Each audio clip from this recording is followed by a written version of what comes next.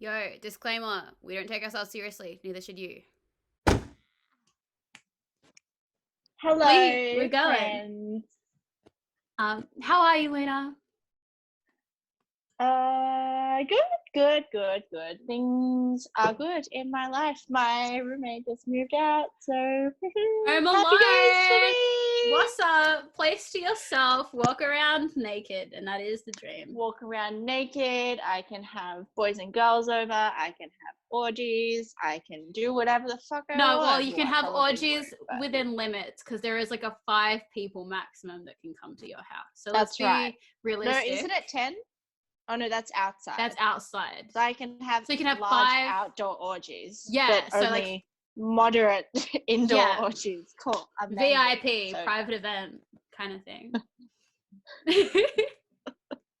Well, I'm happy for you. I really want to move out to my own place. It's going to happen very soon, and then maybe we could start doing our pods places. It means we can technically bring the pod to your place. I hate to invite myself around, but that's the thing now. We can do that right now, and because there's a spare room, we can do like a whole setup. Oh Studio. my god, we could do like set a up video. The studio. Yes. If I could put that shit on the list, amazing. Oh my god, so studio excited. tour, we'll deck it out. Have a little altar somewhere. Oh my god, I'm so excited. Can't wait. Can't fucking wait. How are you? How's your lockdown? Are you surviving? I remember when we've been talking last couple of pods, you were kind of maybe struggling a little bit more than me with the whole lockdown thing, given the whole Google Map adventure. Look, that was right at the start. We did last week. I was actually fine. That was more reminiscing on the start of my lockdown experience. But honest to God, I don't know what it is, but number one, I'm thriving. I am fucking thriving. I am eating better. I'm working out more. I've got more time for myself. Amazing. All of that. But so also, good. how am I more busy during lockdown than I was when I wasn't? I think maybe I'm just filling my time with more activities and more stuff to do. I'm not always having to travel, so I feel like I can cram a bunch of shit in my day. But doing good stuff. I miss going out and seeing people. That sucks. I miss going out on Chapel and getting wasted at Holy Grail with you. Cocktails. Holy Espresso Grail. martinis. We need to go back to Holy Grail very, very, very, very soon.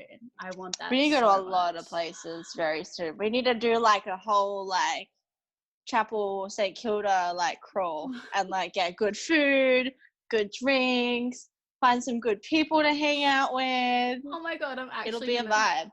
I'm gonna start crying. I want that so badly in my life. I just want to dance with people and eat food and drink a lot. We can go to Revs until I'll go to Revs. I'll fucking go to Revs. You know I'm not down. For the people that don't live in Melbourne, Revs is a really dirty club that people go to because. And I've never been. Yeah. I've heard horror stories. Yeah. And just never partaken in the Revolver adventure. But I mean, it could be great. We don't know. There's one way to find out, and that's by going. As soon as lockdown's over. Oh, I'm so ready. If we love it, hate it, maybe we'll Instagram live it. Where am I going with this Instagram live bullshit again? Can we actually do an Instagram live soon though? Because I do want to. Yes, but how are we gonna do it? Because we're in Tucson. When you come over and we create the pod, oh my gosh! Can't wait. It's gonna be so good. So excited. All right, so we were talking about our secret shames. Let's get into it. Do you want to start with the secret shame that you have? Share with the class. Let's do one for one. Yeah, we'll go back and forth. Yeah, totally, until we run out of secret shames. Cool. Yeah. You start there. Okay.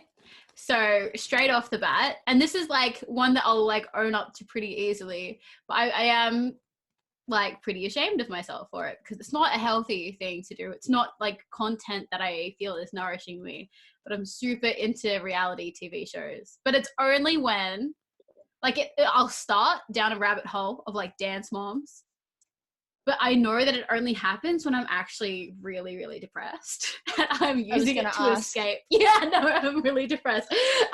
Same thing with catfish. Also, Jersey Shore, Geordie Shore. Those are like the main ones. Shore. Right? Geordie Shore is my fucking jam. That's not even a shame. That's a life choice. That's a commitment. If you like Geordie Shore, you're an okay person. No, I'm into it. I'm so into it, you know? It's a different lifestyle from what I live. Yeah. That's true. That's true. It's like, man, sometimes I just want to get real fucking mortal all fucking day. Mortal. I love you. Brilliant. But I don't. I wish. Yeah. You wish you got paid. What about the Kardashians? That is a line I will not cross, and I know that there's nothing wrong with that. See, this is my issue because I don't like it in the sense that I don't agree with what I think. They've got too much money for the like limited talent that they have. Amazing that they've done some of the things that they've done. Not trying to diss that at all, but I love the Kardashians. Is this your one? Is this your secret shame? I love watching that show. It is actually like crack. Like like how addictive it is. It's like, man, you watch one episode, you have to watch another one. You can't not. It's just like, oh my God, like I actually don't give a fuck about what Kylie Jenner is doing right now. But I want to see her drink another fucking skinny tea smoothie and then like go yell at her sister for not putting fucking the cookie back in the jar. I don't know. It's complete and utter bullshit. But once you're in the rabbit hole, you can't get out. So if you don't want to watch it, don't watch it. Okay. Don't do it. I won't. You'll fall down and you won't be able to get back out. Like, I had to quarantine myself from the Kardashians. That's the reality of fucking lockdown here in Lunaville. But yeah, all right. You'll go again. So I have some pretty questionable music taste for someone who's got a Bachelor of Music and, you know, has a higher education in music. I have some pretty secret shames of which I'm totally into. And like some of them are totally fine. It's like they're just misunderstood. Like for example, Little Mix. Little Mix is fucking outstanding. I think that band is awesome. Those girls are fierce as fuck. They're just banger after banger after banger. I love it. I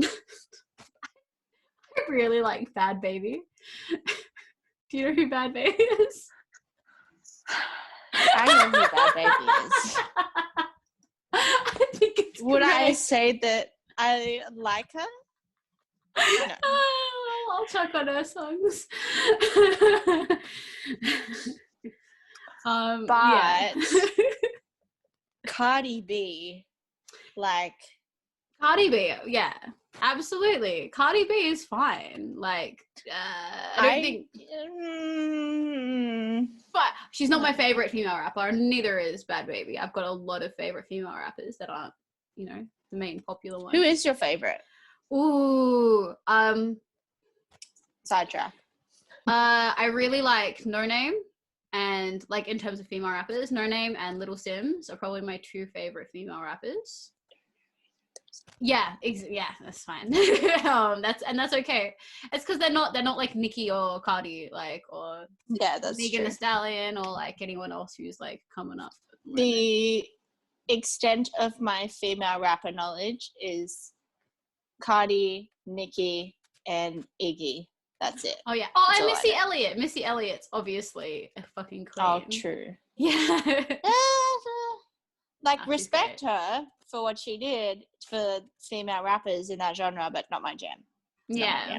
Also Lauryn Hill, but she's like from the 90s, if you know, as it's called. She's old school. Anywho's, that's my next secret shame. Oh, and I listen to a lot of 2000s music on the regs, like NSYNC. Oh my God, that's not a shame. That's a lifestyle choice. Again, like, I feel like everyone of this generation still listens to 2000s music more than they listen to regular music. Girl, the next generation is listening to 2000s music. Like, it's the 2010s that things really kind of fell down, you know? It was just like, oh, I'm not sure about this, you know? Yeah. Yeah, absolutely. I feel like that was when the Katy Perry released, like, a lot of her music, and that was very kind of, like, bright, shiny kind of music. And that's the time where I felt like the Black Eyed Peas kind of took that futuristic turn, and it just wasn't as like funky as it was, and everything kind of just sounded like that, you know? This is like post Justin Timberlake Senorita. Like, the cusp was Justin Timberlake Senorita, and then everything after that kind of.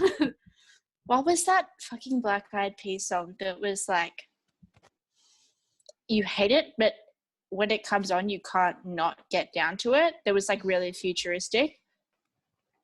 Oh, like that boom boom pow. I was about to say like it's that. Boom boom pow, boom boom pow. I said it's jacking my style. Yeah. I was listening to that the other day. You're listening to 2000 and late. What's up? Yeah. Oh, bitch! What a fucking magical rhyming line that was.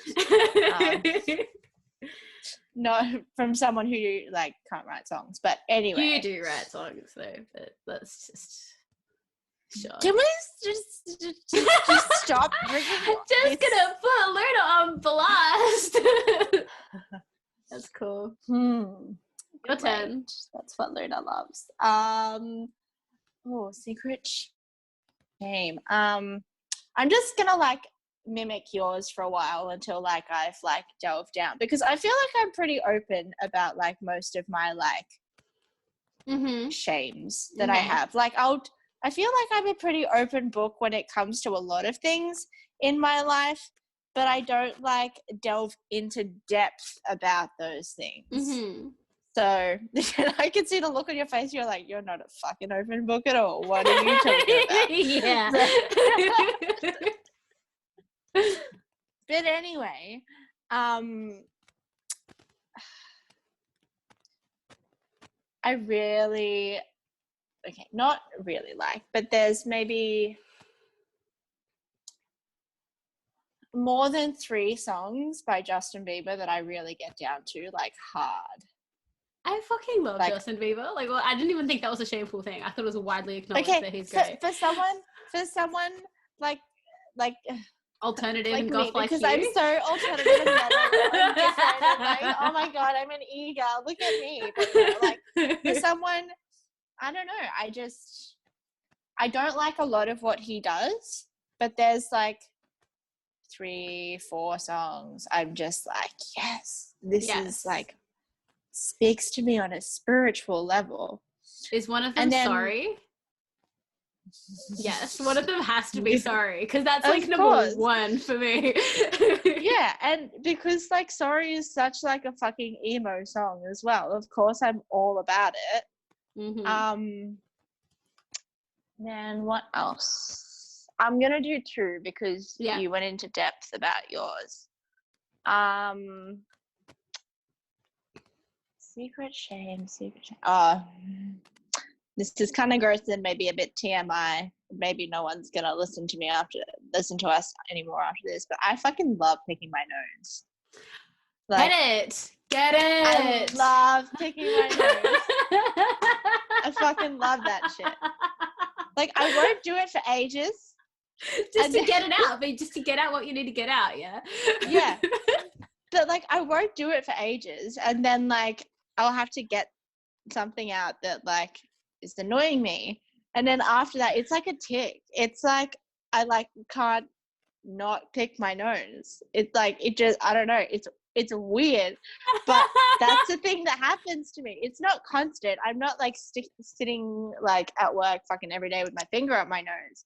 But like once I'm in a pattern of picking my nose, I like get really like into it and have to like be like, no, Luna, stop. Just cease. There's nothing there left. It's all good. Oh God. So there we go. I've spiced it up a little bit. Yeah, with, like, you have. Get into the TMI. Oh, how do I top that? Okay, I did think of one. You can top that. Okay, so secret shame. Mm-hmm.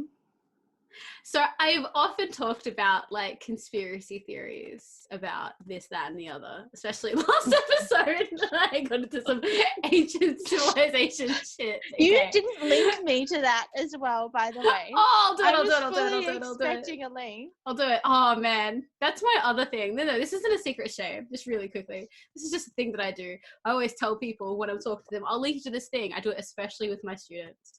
I'll send you this thing. And then as soon as they're not in front of me, I completely forget that they exist. And that's the thing that I have to do. Boom. As I was in the shower getting ready for this, I was like, oh, I was supposed to send this person this. I was supposed to send this person this. I didn't send this off. Whatever. They'll live. It'll be fine, I guess. All right. So we talked about conspiracy theories. We've talked a little bit about like tarots and spirituality, and I'm just always kind of like, oh yeah, I'm like so open to it. I'm just really open-minded to like what's out there, and everything's connected. Secret shame is I am a full fucking believer. Like I am such a fucking believer to my core.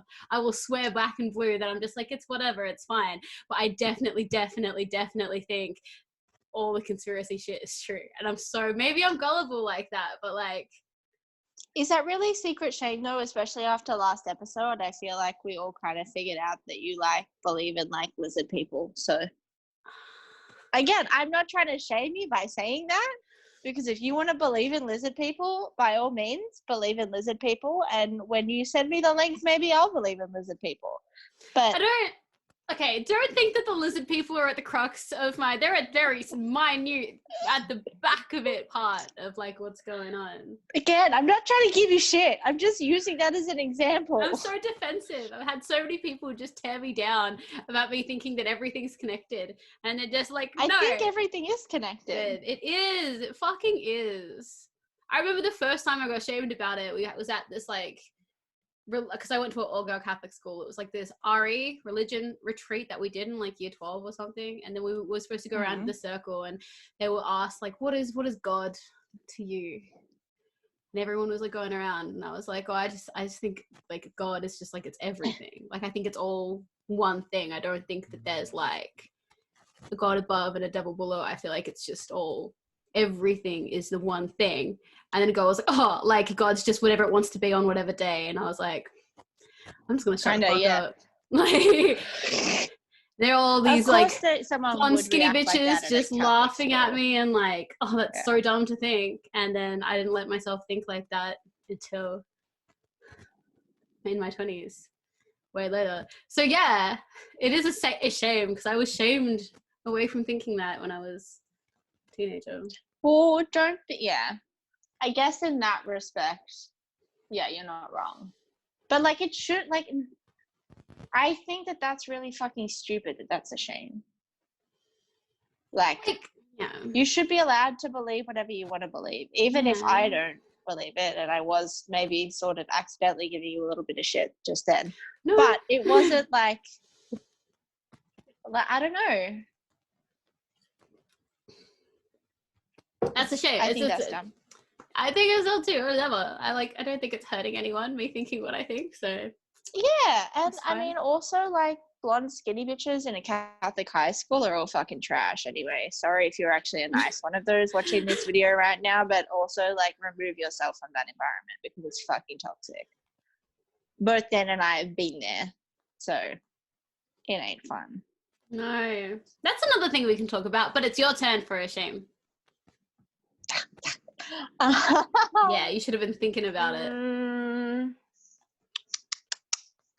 Shame. What is a secret shame? Oh. Here we go. I don't know if this is a shame, because I don't think that this should be a shame, but a lot of people will be like, Luna, what the fuck is wrong with you? Like, what? I really want, like, you know how in like really bad like gangster 80s movies, not even bad gangster 80s movies, but like gangster 80s movies, there would almost always be a scene where like the mobster or whatever is like having sex on like a bunch of money. Yes. I want to do that, but like on food. and like eat the Yes, yes, get it. Why is that weird? That sounds amazing. Yes, I love food. that. But like really like, I don't know, like maybe with like more than one person as well. Like Do all it. this like greasy ass food and Fucking like eating party. it and like Literally an getting a orgy dick is in what your you. mouth and then like a fucking Yes. pizza in your mouth and then And like like you a don't know which vagina is in your which. face. Yes. But don't fucking bite down on the dick. But I don't know. I feel like that would be amazing. But again, a lot of people would just be like, that's me. That's my life. That's what goes on inside my head on a day-to-day basis. Amazing. So what kind of foods? You're going to have pizza, donuts, hot dogs can be problematic. That's where you're going to make it. So you get confused. I was, honestly, again, I was just thinking of like shitloads of cheese. Like oh my melted God. cheese. Magic. Oh, like you have to really watch the temperature on that though, because like too hot, it's gonna burn, but like not hot enough, it's just gonna go solid. Like yeah, and it's also gonna taste like shit if it's not like melted. Yeah. Right. And kept at the right temperature. Yeah. So then it's just like that's like a lot of math and a lot of science and a lot of preparation. And like I don't know if I can be bothered doing all of that when I can just have sex without the melted cheese element. Yeah, you could, but I feel like you're just not thinking hard enough about it. So what you need to do is you need to get like a human size like fondue set where humans can go into it, but you also need to get like, you need to heat the cheese. Surely that exists. You need to get cheese. Yeah, exactly. We can make it exist. I'm sure we'll get popular enough. And with all our podcast money, we'll like a custom made human sized fondue set. Podcast money. I'm manifesting. Manifest. That's it. But this is what's going to happen. And as soon as I say it, I'm going to think it's so ridiculous. I'm going to detach from it. And that's exactly what all of our podcast money is going to come in. And we're going to have to spend it all on this fucking fondue set. Okay. So we need to get like that I can live out my sex fantasy. That's all I want for you is you to live out your dreams. That is my one goal in life. Don't let your dreams be dreams. Exactly. And also, I fucking believe in you. My dreams should not be your goal. My dreams should be my goal, and your dreams should be your goal. We can help support each other with our corresponding dreams, but I want you to have your dreams as your goal. My dream is to help people achieve their dreams. Okay? That's it. Everything else I do is just to make me a happier person, so I'm better at doing that. Yeah? So can you stop fucking cock-blocking me from my dream of helping me? All right, we need to get a low melting rate cheese. So a cheese that's got like a low melting temperature. I'm thinking this got to be vegan cheese as well. Vegan cheese, obviously. And I think that's going to be easier to get one that's going to melt at a low temp. I think that if we can get the heating, like get the giant tea light candle underneath it to heat to exactly. Where are we going to get a fucking giant tea light candle It's from? obviously custom made. Along with the fucking human-sized fondue set that we're going to magically get. What the fuck? Honestly. Oh, we're going to be so rich. We can go whatever we want. Okay. And then we just have to make sure that the cheese stays at like body temperature, you know, and then it's fine. But considering how much cheese is going to be in there, it's going to need to be like a swimming pool full of cheese. Yeah. Oh, yum. Yes. And then like we can line the rim with like different like crackers and like bread. Mate, things, forget about just so that you can like snack. Honestly, just spoons. Fuck the sex part. Let me just sit in that and eat that. We need marinate myself in fucking cheese fondue with a fucking giant tea light. I realize now that like, should we get a giant toaster to toast the fucking giant bread? Yes. Crouton things that are going to be in there too. Or we can just have a normal sized toaster because we're normal sized people. We need giant people to work the giant toaster. We could like jump on the things. Yes. Like, you know when you put the bread down, we'll just like jump on it. Oh. Not in the toaster. Jesus Christ. Oh my god. This went real different from how I thought this conversation would go.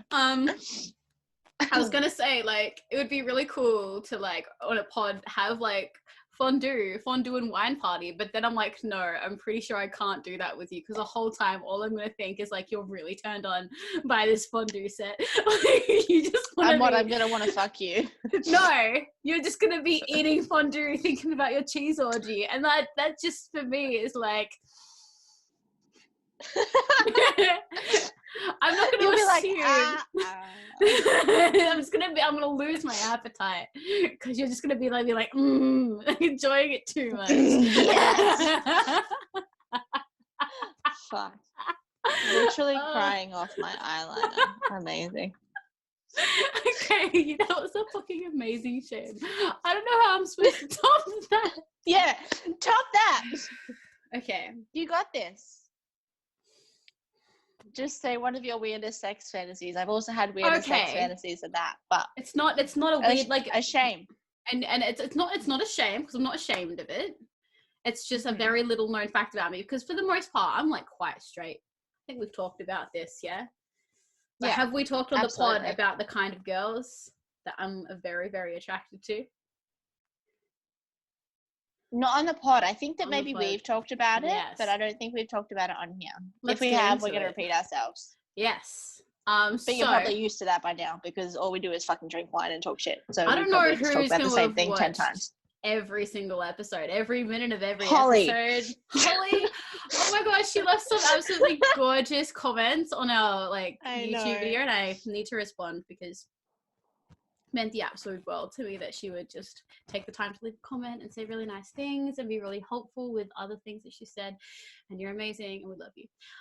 Okay, so girls that I adore are generally girls that are just so beautiful that they make me feel beautiful, where I'm just like, just like the whole, and it's usually because I've got a body type certain like close to mine, and they're wearing certain clothes that are similar to what I'd wear. For example, I was at a restaurant and I saw this girl wearing high-waisted flare jeans, and then tucked in she had a Motorhead t-shirt, and underneath that t-shirt she had a long sleeve t-shirt.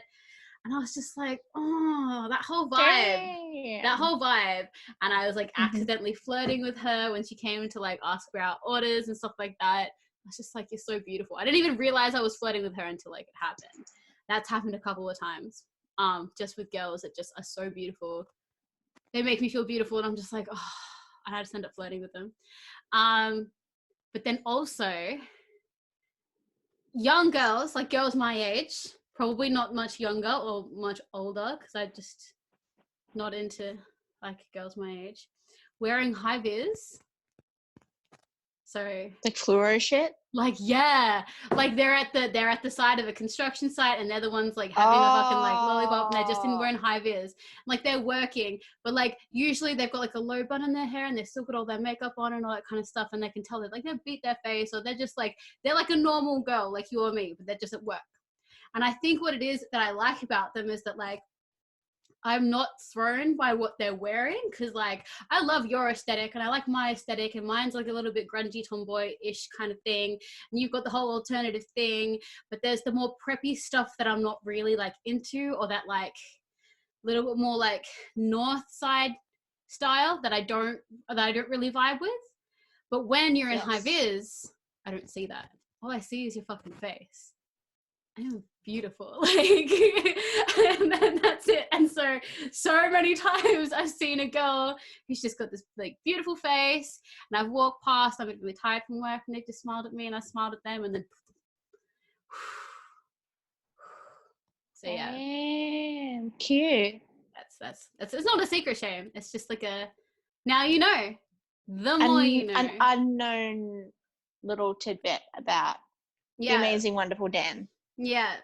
So if you're a girl, you want to get in, high vis. Wear high vis. High vis, or high-waisted jeans with shirts tucked in, and just generally good vibes. Luna's turn. I did not beat the fondue. I didn't even try. I wasn't going to be able to do that.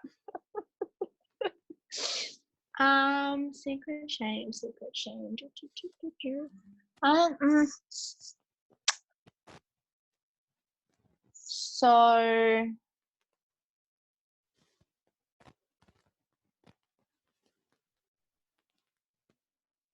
I actually see that's not a shame. No, I didn't say a shame. Go on, spill a secret. Just spill a fact. Spill a Luna fact. So with this whole isolation thing, obviously, like, and I love my routine for when I go to work every day. I like wake up in the morning, I have a shower, I get dressed, I put on my makeup, I go to work, I have a coffee, I have breakfast, I sit up like I'm at work early so I can get everything that I need to do done for the day before work starts, in terms of like checking emails, updating everything. Like I'm just a super like that gotta tick it all off before I actually start what I need to start for that day. I'm very structured and I have a routine, and I love getting up, having that shower, putting on my makeup, going to the gym as well. Like, well, when I used to go to the gym, I haven't done that in a while. Like before all of that as well. Like I love doing all of that. But during isolation, I love not having to put makeup on. Yes. Nice. I still hate my face without makeup. I really like, I don't know. It's an insecurity that I've had for a really long time that's been built up from a lot of things throughout my life. But I'm so enjoying being able to like spend majority of the day, or all my days actually, besides when I do things like this, or if I like go out like to like, I don't know. Yeah, see, even when I've been going on like little like things, I haven't been wearing makeup. I know pretty much the podcast at the moment, or like, oh, if I'm gonna like take photos and shit for like socials and stuff, which again I haven't done in fucking ages, but I do need to start doing that again. Because I want to, because I enjoy it. No, because I feel like I'm obligated to. Of course. But yeah, I don't know. I've just enjoyed not having shit on my face. And like I wish, like I'm trying to work towards feeling more comfortable without putting makeup on every day. But I love, like, I like the way that my face looks when I have makeup on. I like being able to play with the look. Like it's more that. And also like, even when I've got like really basic work makeup on, like I feel so much more confident in myself. I feel like a human being. Like when I don't have makeup on, I feel like not myself. I don't feel like me. It's weird. I don't think it's that like weird though, because I understand it. And then like someone said something to me a few weeks ago about how like a beard is to a guy what makeup is to a girl. So I don't think that it's like a thing that's like, that's just what girls have to make their faces look the way that they kind of want to perceive them. Yeah. And it's not like just this really like female insecurity that we have. It's just like what we do. And like guys do the exact same thing with beards. It's not like, you know, wear whatever because we put makeup on. Like it's some people do and some people don't. It's not a girl thing, it's not a guy thing. It's like, it's just a whatever thing. It's okay. True. But it is also nice to like rub your eyes and not be worried like, oh, just gotta scratch it. But even because I'm so used to like itching my eyes and like itching my face, like because I've learned how to do it with makeup on without fucking up my makeup. Mm-hmm. Now I'll like go to like, oh, my eyes so itchy, or like, oh, or like try to get and then I'm like, oh wait, I don't have makeup on, and I just like fucking it's crazy. Like it's really fucking truly bizarre. Anyway, I need pee. Alright, we're gonna take a break. Alright, I'm taking a break. And we're back. I'm back. Back. You missed me. Did miss you. That was a very quick break though. I took a really long break in the last pod. I just left you for a while. That's cool. That's fine. You did a really good job of like filling the spaces. You're very engaging. I tried. Yeah. Yeah, no, I just gave up. Sorry, also, yes. Speaking about other pods. Yes. Just want to do like, obviously, like, I don't know. We try to like plan what we talk about, but this is something that I wanted to talk about with you before the pod started, but I mean, the pod started now, and I mean, we're just going to put it in the fucking bucket, and I'm going to mention it now. Sure. I hate the fact that, and I mean, I'm doing it literally right now as well. When I watch back these pods, I feel like I talk about myself so much. Like, I feel like I don't let you speak about you enough. No, I speak about myself plenty. I think, okay, let's get into it. So I feel like when you do that, I'm just being like a not good host, because like I want to let you speak, and obviously we've been through the whole thing of you not like being interrupted, so I kind of just want to let you go at it and say it, but then you always kind of sum it up in this really like, oh, but don't worry, and just dismiss my whole thing, and then whatever, it's fine. And then I feel like I don't like pry enough. You're really good at like asking like a follow-up question. I think that's something that I need to get better at, to kind of like re-engage with that whole idea. And sometimes I'm just like, yeah, cool. And then do I actually though? Because I genuinely feel like I don't like engage you enough and ask you enough in terms of like everything. No, you do a great job. You do a great job of doing it with me. Like, I feel like, I think today we've been doing really well. I think you are overanalyzing yourself a little bit. You're doing a great job. That's new. I've never fucking done that before in my life, have I? You are wonderful. A big thing that we were like talking about, like we were messaging about, and also has been like just a general theme for me and the people around me. Yeah, touch it up, go.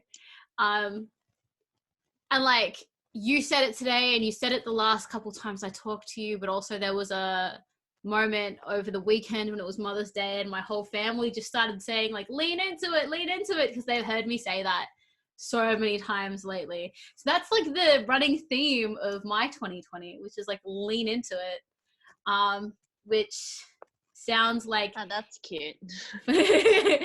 I actually got from a friend of mine a couple years ago when he was talking about how it's easier to get through high school when you don't, like, with people start to say stuff about you, or like, oh, you're really weird, or you're this, that, and the other. Just like, it's harder when you beat yourself up about it, or like you try and not be it. Like it'll be easier for yourself and for everyone around. Just lean into it. Fucking high school, man.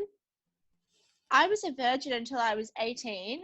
Everyone in high school thought I had fucked like half of the guys in like the year that I was in, and then like all of these people outside the year that I was in, just because I was like the person that I still am now, like slightly different. And then there was also this massive fucking rumor going around that I was a fucking drug dealer. Like, no. Trust the one alternative kid is the fucking drug dealer. Fuck y'all. Who's a virgin? Like, it is always definitely the kid with the most money, but that's fine. Let's just, it's all a conspiracy theory. I didn't have the most money, just letting everyone know. I was comfortable in high school. Now I'm fucking dirt poor. But in high school, you know, I'd still live with my fucking parents. Life was cruisy. But I definitely wasn't a drug dealer, and I definitely wasn't not a whore, but like I didn't have an active sex life. Just if anyone from high school is watching this now who believe that bullshit, again, not that it matters, but maybe I have carried that with me a little bit. And so what if you did? Let's say if you carried a little bit of it with you. There's nothing wrong with that. There's nothing wrong with that. Absolutely not. Fucking nothing. Bitches. Bitches. But yes, leaning into it. I have been actually having a pretty tough year with my self-esteem. Tougher than other years. Yeah. I think that, like, but you're so beautiful. I am. I'm fucking gorgeous. Thank you for validating me. I am. But I think over the last like 3 or 4 years, it's just kind of been this steady decline of not maintaining my self-esteem like I usually do. So I've had. So what, you're like hot and cold? Yeah, and I've had more bad days than I'm used to. And I'm definitely having to work a lot harder to like boost myself up. And when I am boosting myself up, like it's not as good at it. I used to be really practiced at it, and then I just kind of let other people boost me up. And then as soon as those other people aren't around to boost me up, it's like it's just not habitually there to be like, you're fucking beautiful, you're fucking gorgeous. So like I've been trying to do it more this year and towards the end of last year, but like it's hard. Yeah. But now I'm kind of like trying to lean back into how I am and remember that, like, if I am beautiful the way that I am, then other people that look like me are going to be reassured that they're also beautiful. So me trying to like exactly construct is not helpful to the other beautiful people that need someone else to just be out there and be confident. Because every time I see some like vaguely ethnic girl who's like a bit thicker wearing some like cute ass fucking clothes, I look at her and I feel beautiful because I feel like she's representing someone who looks like me. And so if I change how I look, there might be other people that don't look like how I want to look or might look. Yeah. So I'm trying to lean into it, but it's hard when everyone's just like, absolutely, this is what you're supposed to look like, and this is what's not, is not. Yeah. How are you going with leaning into it? It's hard. Like, it's really, really hard. Like, obviously, we are at completely different points in our journey with our self-esteem. Like, obviously, every single person, regardless of how much they've evolved, has like bad days. But I feel like your bad days for you, in general, not necessarily right now, are far less than my bad days. And that's not me trying to downplay your bad days at all. That's just based off like what information you've given me. I feel like your bad days are less frequent. Whereas now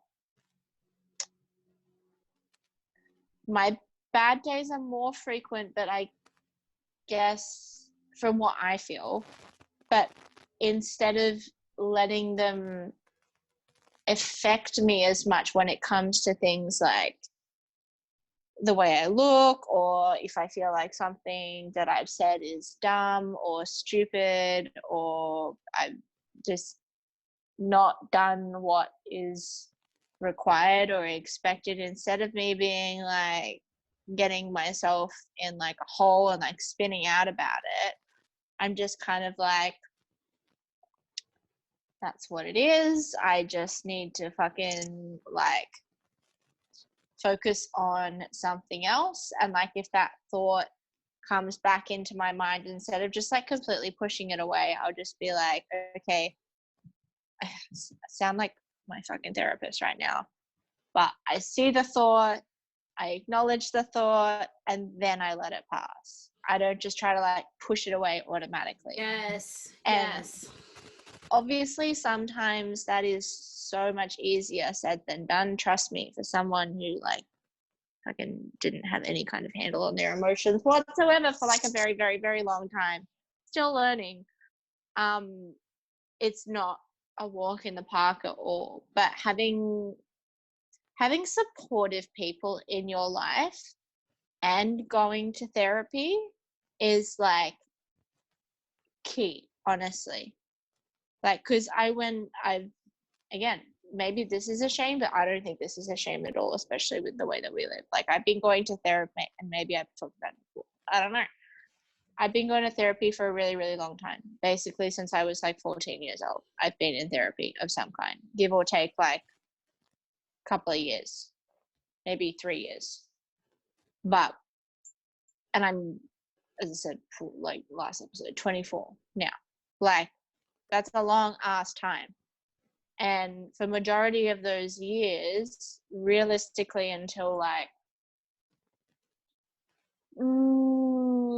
3 years ago, when like I started going again down in Melbourne, like consistently, I didn't really like obviously there were like small things that I would like benefit from, but it wasn't until I was surrounding myself with positive people who were encouraging me to better myself, whether it be directly like someone like yourself being like, yeah, just lean into it, just accept who you are, or just actually giving off like better, like just, I mean, going out and getting drunk is great and amazing. I love doing that, don't get me wrong. But talking about like doing other things as well, just like encouraging healthy habits more frequently than encouraging like unhealthy habits, and actually wanting to like do things as well. Like, I don't know, it's just, it's, people always say nature versus nurture and you have to pick one or the other. I think it's a balance between the two. Yeah. Like, yes, your nature is going to make you more inclined to do one thing rather than the other, but the way that you nurture that, whether that be your environment or the people that you're with, and I guess environment and people you're with are like kind of one and the same, but that has a really, really big part in it as well, I think, personally. But yeah, that's just me, how I feel. Do you feel like when you are trying to, I guess, I don't want to say battle, like improve a bad day, like what is that what it is? You just kind of like let yourself think it, acknowledge that that's how it is, and then like what is the process for you for like letting that pass, letting it go? Do you have any like ways that you kind of start to move past that into what might be a better day or a better thought process? Well, it depends on what it is. And like, I'm a very, like, with the diagnosis that I have for my mental health, it's very like, everything in my brain, in my world, is like black and white. There's no real like middle ground when it comes to like situations. I mean, and like I always say, I'm 0 to 100, and that's literally, quite frankly, how my brain actually works. Like, I'm either all in or I'm all out. And I'm trying to like teach myself to find that middle ground between the two.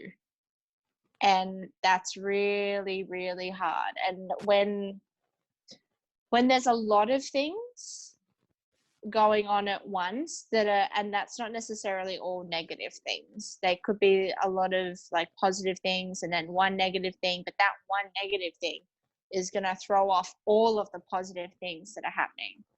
So for me, it's really fucking situational. Like, I wouldn't be able to say like, this is what I do, but I guess you just have to remember at the end of the day, and for me it took a really long time for me to be able to like take this in, and age actually helped quite a lot. And I hate the fact that I'm saying that, because when you're younger, like, you think that you know fucking everything, and I mean, I'm not even that fucking old compared to like someone who'd be in like their 50s looking back at their 20s. But like, yeah, you just kind of have to remember that this is one moment out of like millions that you'll have in your life. And like, yeah, it might be shit right now, but you can always work towards not having the next moment that happens be like that. And some days that's possible to make that happen. Other days, all you want to do is sit in bed and cry and feel like shit. And that's also fine. But it's when those days outweigh your positive days, that's when you need to kind of like wake up, sounds harsh, but like kind of get your shit together a little bit and be like, oh, well, okay, this sucks, but you know, there's other things that are happening right now that I need to do. And that's, again, I'm not having a go because that was me. Like, there was a really long period of time where all I did was go to work and then I'd be in bed all day when I wasn't at work. And then on my days off, I wouldn't go out. I'd just be in bed all day. I'd be watching Netflix. I'd go to the fridge to like get food, and then I'd come back to bed, or I'd like put food on, and then I'd like go to bed and then go back and get it. And that was after like a really fucking rough time in my life, granted. But like, I mean, you don't have to go through a lot of hard shit to still feel like that emotionally. Like that's just something that's part and parcel of depression, I think. Yeah. And that doesn't necessarily have to be triggered by trauma. That could be triggered just from a chemical imbalance. Like, I don't know. I feel like I'm going on a tangent, and I'm sorry. I love that. I think that the remembering that that's just like a moment, just like it's one moment, and that's gonna pass. Is like a really big thing that I'll try and keep in mind when I'm having those bad days. And usually, I mean, sometimes it'll take longer to pass, obviously. Like, I don't know.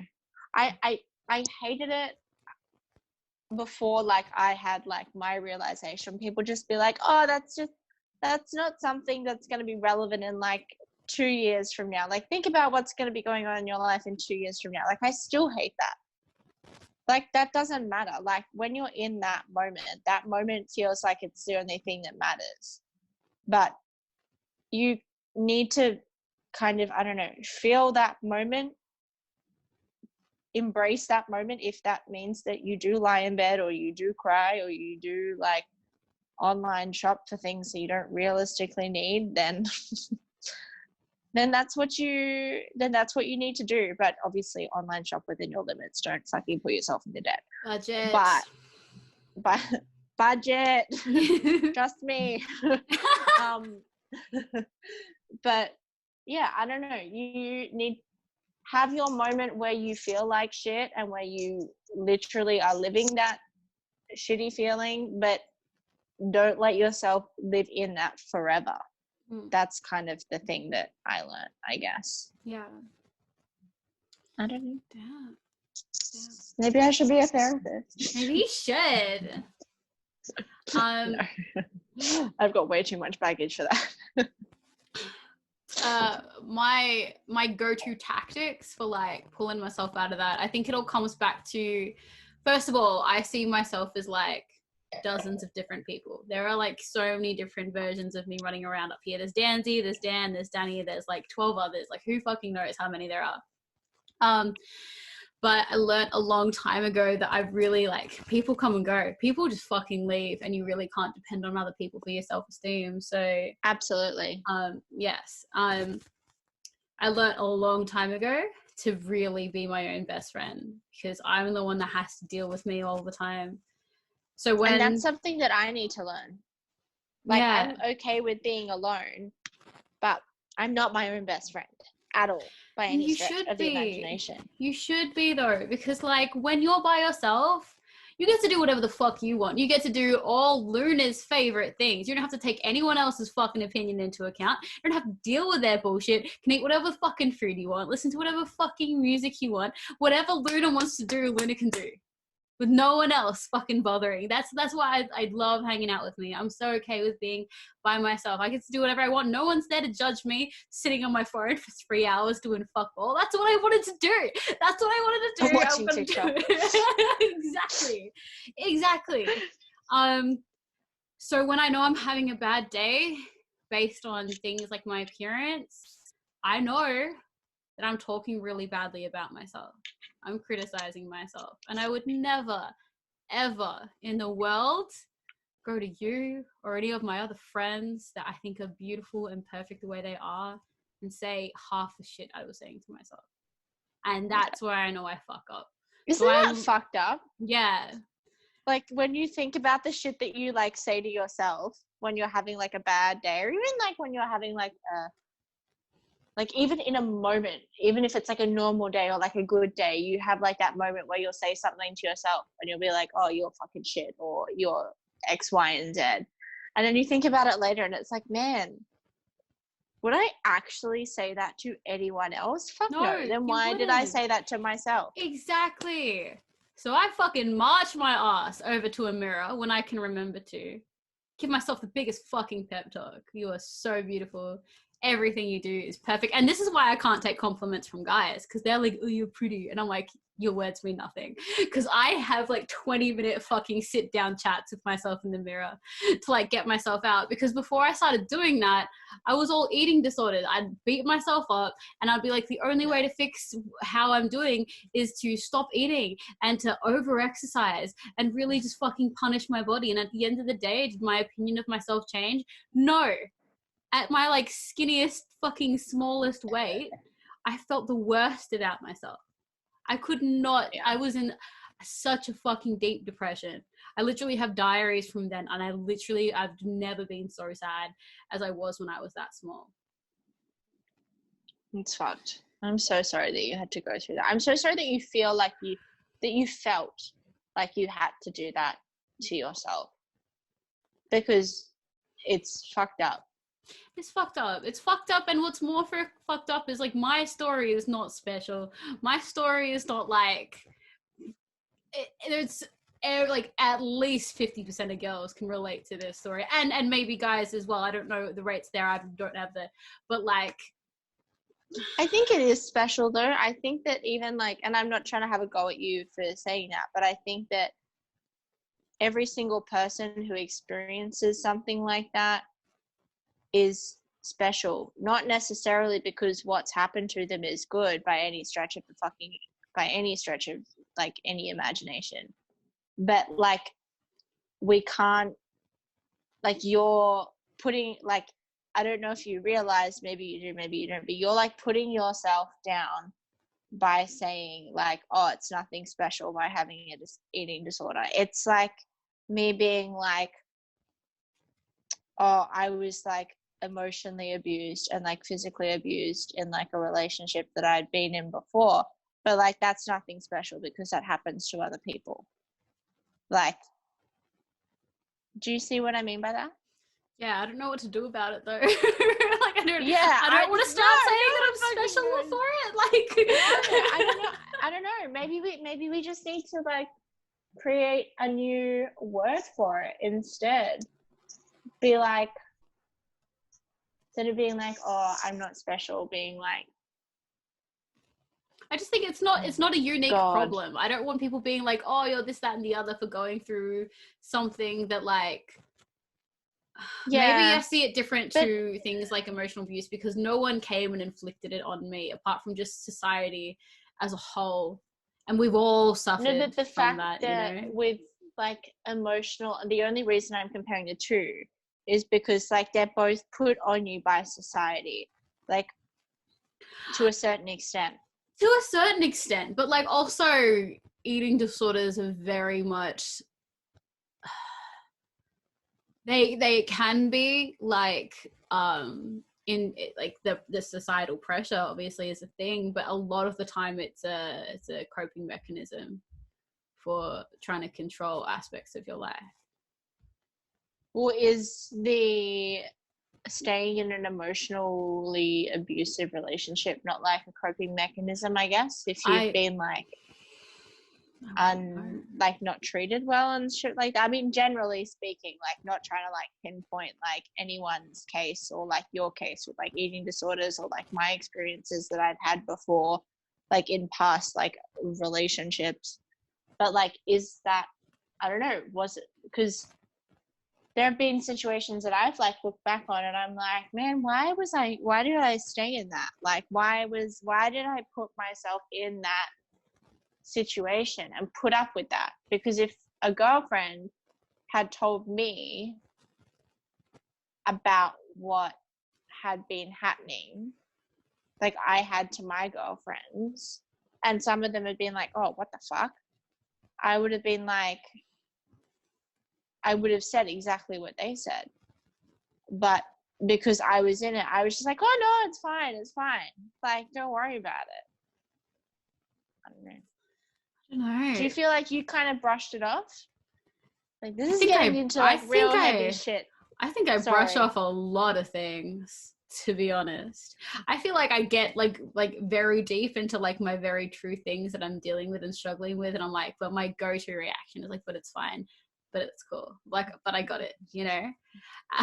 You've heard me say that like a lot, yeah. And then it's like actually like low-key I'm fucking crying out for help, but like I got it. But that's only because like that's what I annoy you about it, but yeah. But like I do know I got it because I feel like I'm very strong. I'm also very like what's the word? Not high functioning. I'm quite high functioning with a lot of my in terms addictions of and coping mechanisms. I just tend to be like quite okay with like managing through most things like that. So like I'm still like working and making money and like can go do the things I like. Oh, I don't know. What?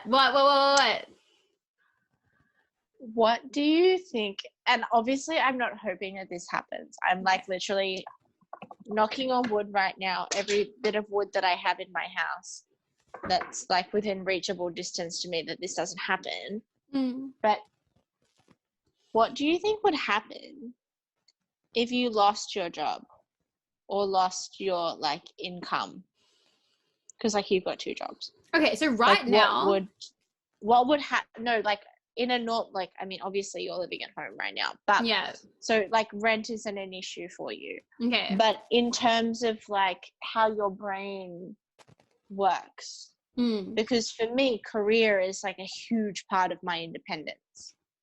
Like I feel so much better about myself when I have a job. I'm earning my own money. I'm like not necessarily in my own place, but I'm like doing pretty much everything that I can for myself. I feel better doing that. I don't like being dependent on other people, if that hasn't been made clear in other episodes that we filmed. Like I'm a very independent person in the sense that I want to pay my own way. I want to get to where I want to get to on my own terms. I feel like I don't need help with achieving what I need to achieve, because I need to figure that out for myself. But once I figure that out, I'm cool with help. But it depends on what it is. But anyway, sidetrack, with you, if you lost your job right now, even though you are living at home, how do you think mentally that would affect you? Honestly, I'll be fine. And that's not me being like really? a whatever. Yeah. Because I feel like you know that like I'm literally on the cusp of starting my own business now. All that would do is like force me into having to do it. Like I literally have to do it, and I have to make it work in order to continue making money. I know that that's completely within my means to do, and I know that I'd start to get enough from that and the fact that if I start my own business, I'd be earning more for working less, so I could work more and then earn more. Like work is not the thing that's a stress for me. Work has been one of those like one things that I just have never needed to stress about, because I can do it. You're trying to put me in a stressful situation, trying to figure out what's going to make me like. No, I'm not trying to put you in a stressful situation, but I just want to know, like, if you were put in a position where you were, if you were stressed, if you were like uncomfortable, how would you like cope? How would you get back to being comfortable from that stress? So here is like the secret. Okay, I'm like the Hulk. Yeah, like how does the Hulk not be angry and not turn into the Hulk? the secret is he's always fucking angry. Why do you think I'm okay with dealing with stress? Because I'm always fucking stressed. I am constantly fucking stressed. That's me. Everything in my life is like just fucking stress. And I've become so accustomed to it. I honestly feel like the thing that would like make me most uncomfortable is to have everything fucking done and have nothing to do. And like there are so many times I have nothing to do except I do actually have things to do. I have like 10 things to do. I'm just ignoring them all. It just makes me more stressed out. But if I didn't have shit on my to-do list, what the fuck? What the fuck would I do? That is when I would fucking lose it. An empty to-do list. Yeah. That's what freaks Dan out. That's what freaks you right I love it. Out. I love it. Honestly, if it was empty and you wouldn't even let me put things on, because I could find things to put on the to-do list. Yeah. I can make that to-do list bigger. I do that. I can do it.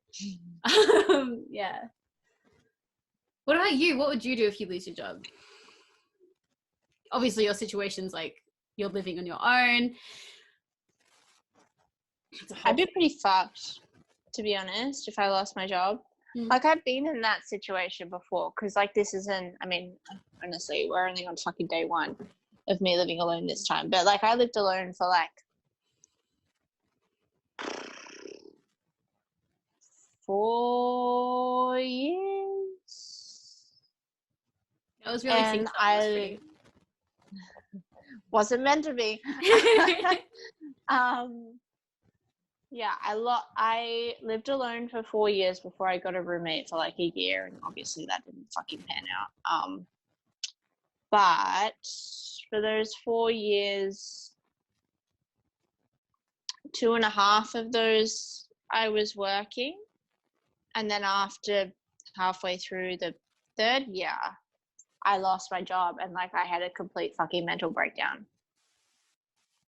Like I absolutely like, because up until I guess because of how me living alone had happened, I had become very dependent on my job.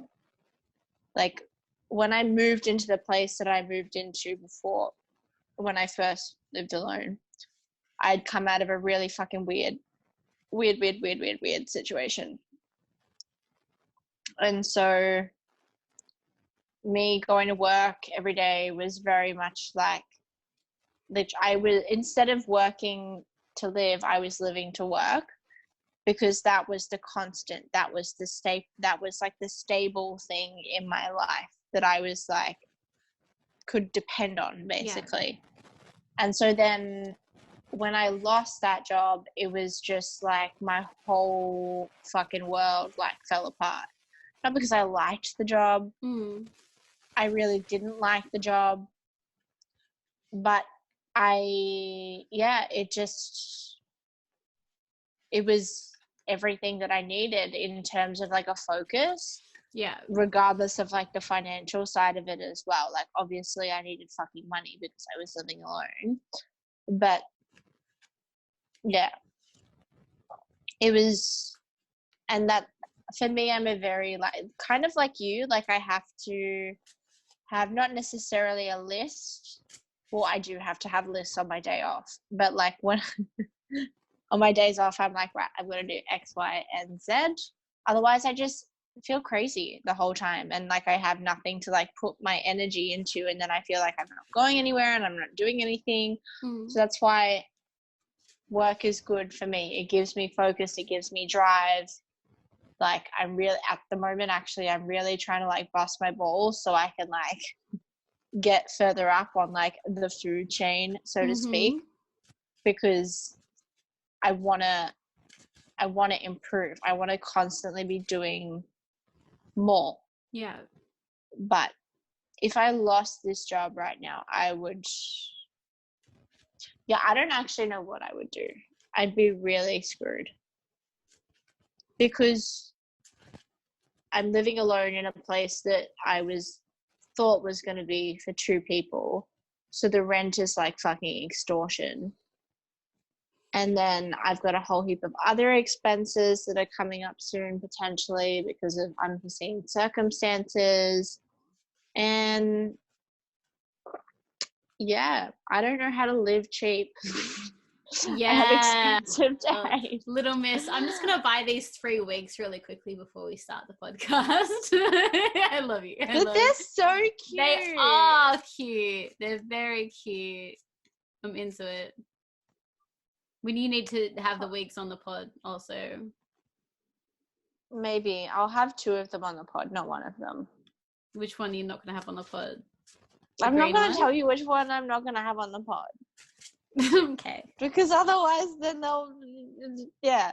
But, what was that? Nothing. Nothing. But yeah, I don't know. I'm trying to, yeah. But I feel like me buying wigs is like me saving money because then I don't have to get my hair. Because I don't have to get my hair done as recently. I can just like pop on a wig and be like, okay, I'm fresh, I'm ready, let's go. Let's live my best life. But where? Are you going to live your best life to with a wig? Are you going to wear it to work? Just when you're going out? When I'm going out, when I'm like out on the town. So when your growth is like 2 inches long, when your regrowth is 2 inches long, you're still just going to rock up to work. No, it's not. Also, that's like a solid 1. Also, can we just appreciate the journey of my regrowth through these episodes? Yes. Like, episode 1, no regrowth. Episode 2, switch. Episode 3, getting there. Episode 4, okay, wow, Luna, you need to get your hair done. It's like, and then episode 5, it's just like, Luna, go to a fucking hairdresser, like, right now. It's lockdown. It's fine. Also, shout out to my boos at Razor Dolls who do my hair. They're amazing. You should all get your hair done there. I'm thinking about doing something extra with my hair. I want to live my extra life. But like what? What do I do? I don't know what the fuck to do. With me. Come with me when I get my hair done and how much? Okay, let's be fucking real. Okay? I don't. How much does it cost? You do know how much your hair costs. No, I actually don't. You should. I don't. You should know. I should, but I don't. This is my problem. Yes. This is my problem. You can't do this, Luna. I get paid and I'm like, I really fucking need to get my roots done. I'll pay my rent, I'll pay my bills, I'll buy maybe 3 meals worth of groceries and I'll be like, okay, I'm gonna get my hair done, and then I have no money left. But that's not just exclusively for my hair. Is that just your roots? Like, is that you just get your roots done and then it's like fine? No, so when I just get, so at the moment I need to get my roots, so this part, and then I need to get these bits, like my whole head done, and then I also need to get a cut as well, because I haven't had a cut in a really fucking long time, and my ends are dry as shit, and that's one of the reasons why I have my hair up right now, because my ends are just disgusting. I really wanted to get extensions, but then I was like, Luna, no. Wigs are a better investment. Yes. When it comes to extensions versus wigs when you're trying to live on a budget. So being an adult. But yeah. That's it. That's you being an adult. I love it. I love it. Being an adult. Should I buy extensions or should I buy wigs? No wigs. I wouldn't know. I don't know if I can do do you have to get the special shampoos? I guess I have the budget for it now. I guess I have the budget for it because I'm so loaded right now. I'm just comfortable. I'm manifesting that I'm gonna get more days at my new job as well, hopefully. Also, BRB gonna pee again. All right, bye everyone. All right, I feel like we're back. I felt like we brought us back from the last bathroom break, so it's Luna's turn. Phase 3. Hi. Let's go. Phase 3. Okay. We did actually have some talking points that we were going to talk about, But as per usual, we just got completely and totally sidetracked by like everything, and that's fine. I don't hate it. Don't hate it at all.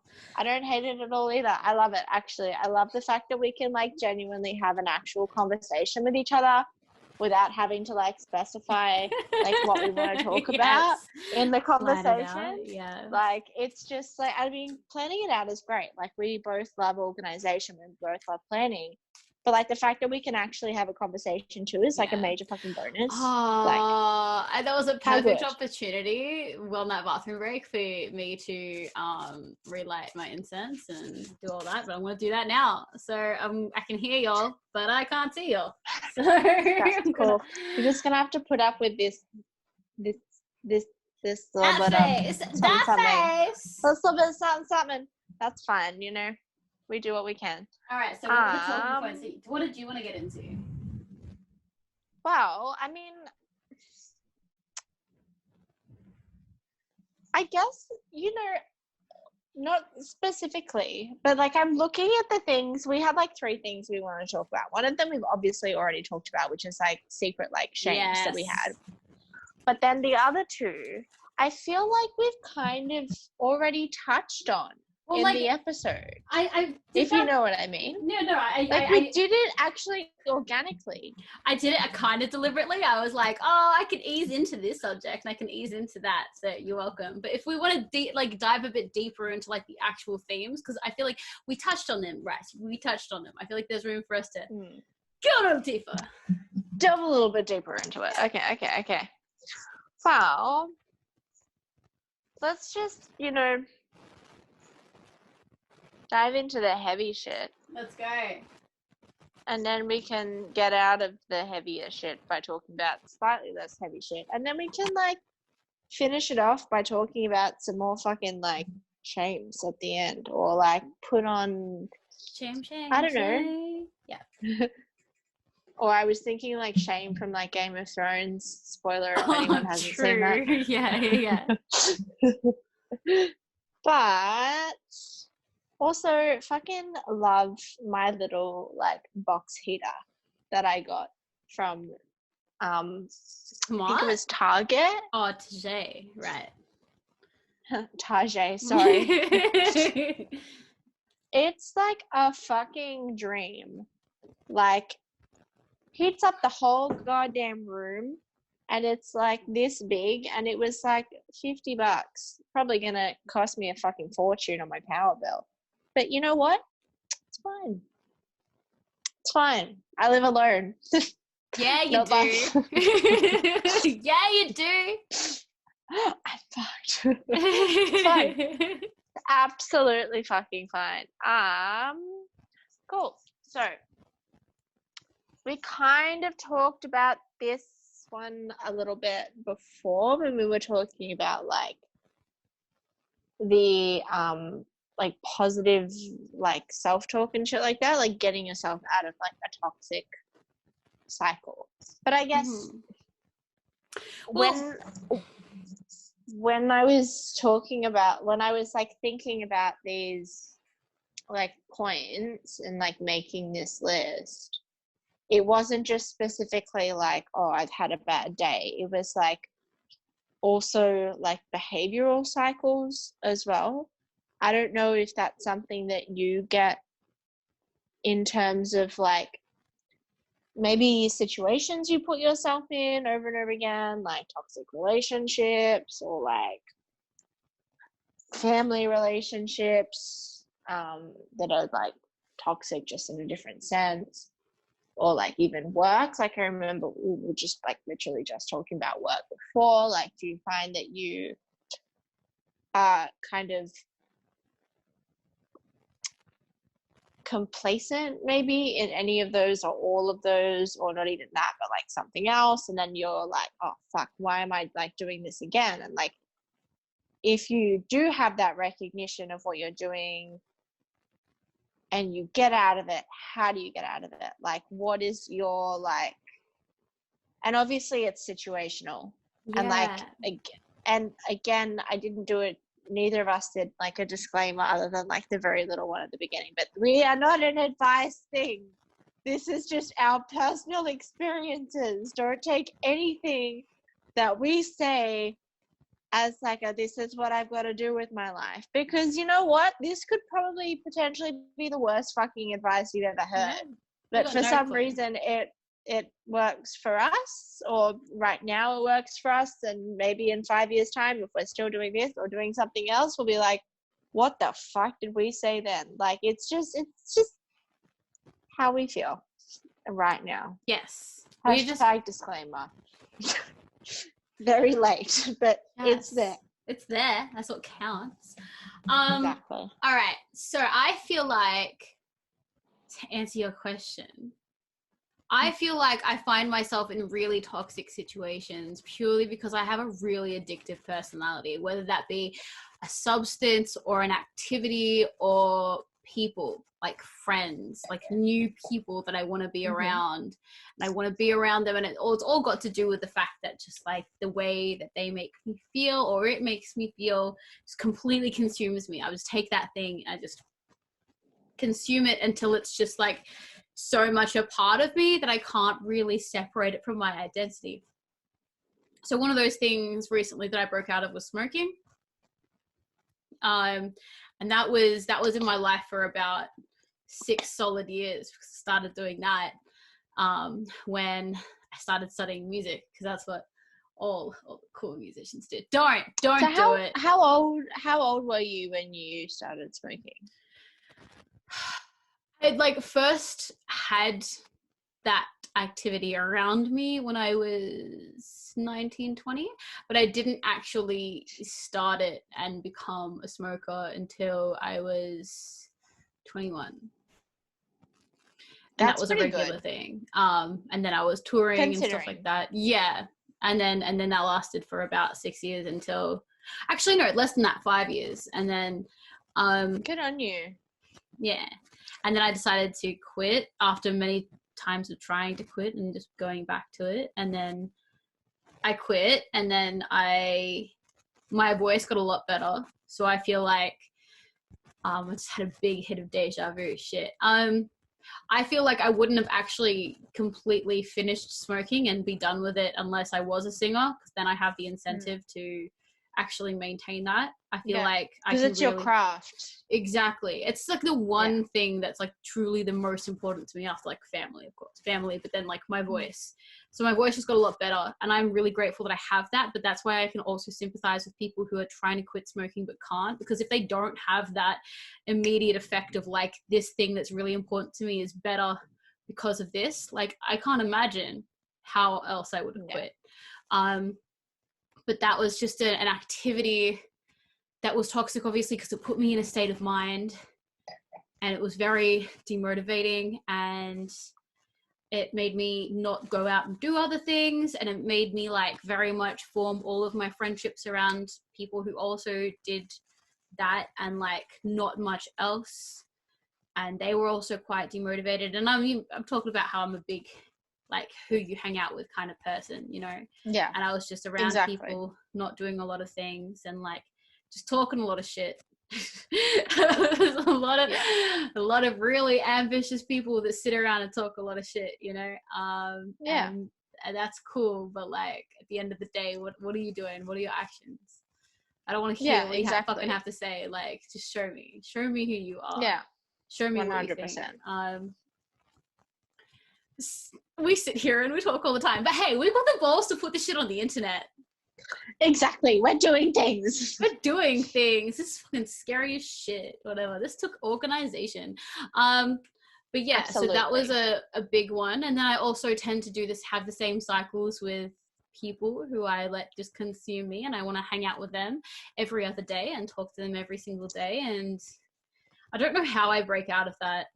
I'm a very people-oriented person, even if they're like negatively affect me. If I decide I'm letting someone into my world, holy fuck, they become my entire world. That's why right now I don't want to be in a relationship, because I know the second I do, they are going to be my world. I'm just not ready for anyone but me to be my world right now. No, I completely 100% am all on board with like what you're saying with that, like people, regardless of whether it's like romantic or like friendship wise, like it's just once you have that new person in your life who, like, I guess ticks all the boxes in regards to whatever they tick the boxes for, it's like they are your everything, like absolutely fucking everything. And like, that's not necessarily me saying that that's healthy, but like, that's just how certain people's brains work with certain things. And it can be, like, as I said, like friendship, or it can be like romantic interest as well, I guess. I don't know. It depends on the person who's feeling it, as well as the person who that feeling is directed at, as to what it is to do with, I guess. I don't know. What about you? Is it just a people thing? How do you recognize toxic cycles that you're in, and how have you managed to get yourself out of them? Well, I think you kind of mentioned this before. I also am a very people-orientated person in terms of how I'm a very, very much a people pleaser.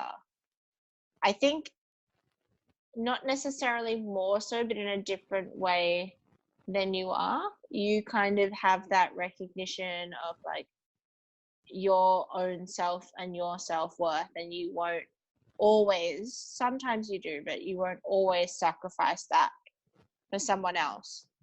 Whereas I'm in the process right now of learning how not to sacrifice that like self for someone else. Regardless, again, if it's a friend or if it's a partner or family or whatever. Like, and there are still a lot of relationships in my life where I like do sacrifice that element of myself to please the other person. And I think that in itself is quite toxic, because you should be your 100% true, honest self in every single element of your life. You should be allowed to be unapologetically yourself 100% of the time. But unfortunately, that's just not the society that we live in. As much as I would like that to be the case, it's just not like that. Some people are really fucking lucky and they can be like that. Like, I think you're one of those people who 95 to 99% of the time can be 100% yourself. I'm so fucking jealous of you. And I think that that's beautiful. But given where I'm at, I don't have that. I want to have that. I'm working towards that, but it's not something that I currently have. From a professional standpoint, absolutely, probably never going to happen from a professional standpoint, just because of the industry that I work in. And I mean, that's okay, because I kind of actually like having work and like pleasure and business as two separate things. Like that works well for me as the person that I am. But like, when it comes to like friends and family, that's where it gets hard.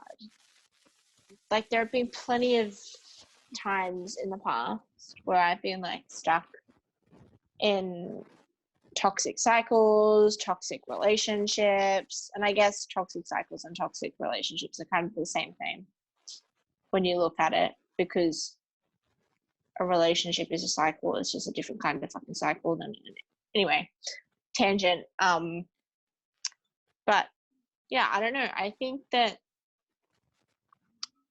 when you're going through a situation that is toxic, you need to be honest with yourself about it being toxic, because that's something that for me, with like my personal journey, I wasn't for a really long time. Like, I was just kind of like, oh, this is life, this is how it happens, like I deserve this. And it's like, well, I'm not tired. It was just like, well, this is actually like this behavior that this person is displaying towards me is like not okay. Mm-hmm. And regardless of what kind of a relationship I have with them, that's not excusable, like at all. Yes. Yes. And you have to kind of, and I mean, even if you do have issues with your self-worth, like, you need to know that your life, your existence is 100% worth more than being emotionally or physically abused. Yes. And that's not something that I knew in terms of like, I mean, I've never really, no, I can't say that, but like emotional abuse has been like a pretty big part of my life from like a pretty young age. It wasn't intentional at all when I was younger, and like I know that, but like it was still emotional abuse. And that's another thing as well. You can't, and again, I'm still learning, but like you can't excuse someone's actions when it comes to things like emotional abuse just because they didn't realize they were doing it. Yeah. Like they have, if you're aware of what they've done and you know in your heart of hearts that that is emotional abuse, you have to acknowledge that within yourself, but you also have to acknowledge that with the other person. And if you do acknowledge that with the other person and they kind of blow you off, then, I mean, they're a shitty fucking human being and they probably knew what they were doing. At the end of the day. Yes. I don't know. I feel like I'm going down Tangent City again, and I'm sorry. You're Why do allowed I to always go down. do this? Tangent City is where we live, all right? That's what this whole podcast is based off. Don't you go dissing Tangent City right now. Where would we be without fucking Tangent City? Storytime Valley. I love it. Head down Tangents. Head down. Tangent City to get to Storytime Valley. What? I don't know. Anyway, I think that you touched on this whole idea and that I really resonated with, which is how like you kind of along the way, I don't know how you phrased it, but it kind of really hit me that like when you care about someone and you decide to involve them in your life, or you just have to have them in your life, you have to kind of reconcile their behavior. So before you decide or you recognize that it's a cycle, you go through this process of making exceptions for them. Yeah. Oh, but this is this, and this is that, and this is this and that, and the and that's in that time, like you have a standard that you hold for yourself, and you always, at least for me, I am the kind of person that's not going to put up with this, and I swear to God, I'm never ever going to be with that kind of person. I'm never going to be with this kind of person. I'm never going to put up with that kind of behavior. Yeah, but they're just like that sometimes, and like, but they're just not the kind of person to do the thing that way, like, and you just keep making exceptions, and it's like, what is that? What do you think that is? Like, and obviously it's just it's blind fucking love, and obviously not believing that you deserve to be treated better, but like, what's your perspective on that? You know how, like, I think it's definitely what you would like literally just saying, like we feel like we on a subconscious level deserve the treatment that we're getting from that person. But then I also think